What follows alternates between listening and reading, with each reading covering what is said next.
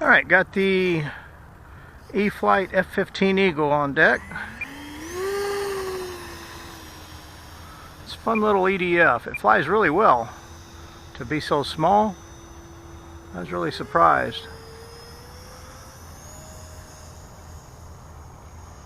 Gets up relatively easy off of grass.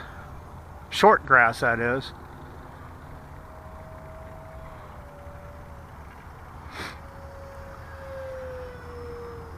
Sorry for the bouncing around. Coming down here where I can see the thing on the east-west pattern.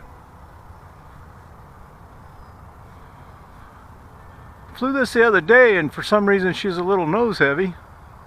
That was on an Admiral pack. Yeah, she's just a tad nose heavy right now, which is fine. I'd rather be nose heavy than a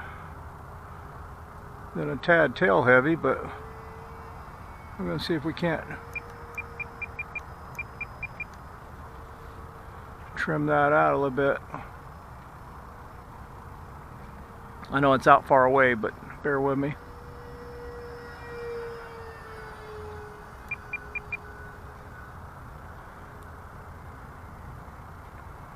Recall on these AS3X receivers, you have to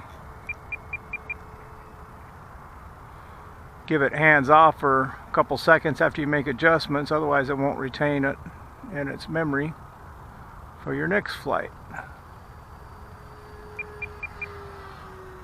Alright, that's pretty close. Let's work on keeping it in a little tighter now.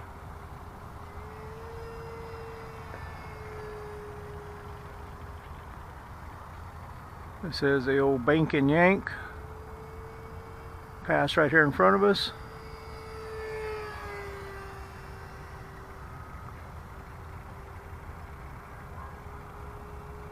This does come with the higher count fan in it, higher blade count fan, but it still has not got a really appealing sound to it. When you're at high speed it's okay, but when you're putzing along there at half throttle, she still kind of sounds like a vacuum cleaner, at least in my opinion. But high speed passes, she sounds pretty good. Another pass, going up. Spin it around.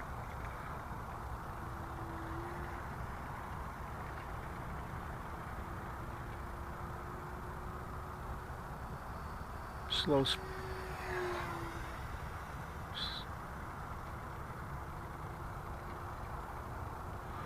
Let's do one more slow speed pass, see how slow she gets. There are no flaps on this, so it's just gonna come off after the turn. I'll go to 0 throttle and just kind of maintain enough to keep it in the air.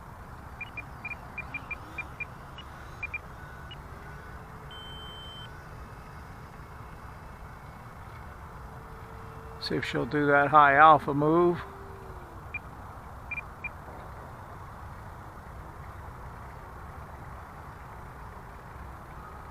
Now if you play with the throttle, she'll slow down good, get the nose up for you. Get a time check here. About 20 seconds left.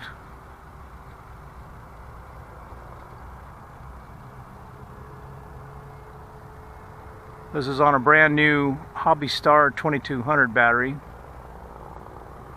So first flight on that battery. Don't want to tweak it too far over the limit. So let's go ahead and set up for the landing.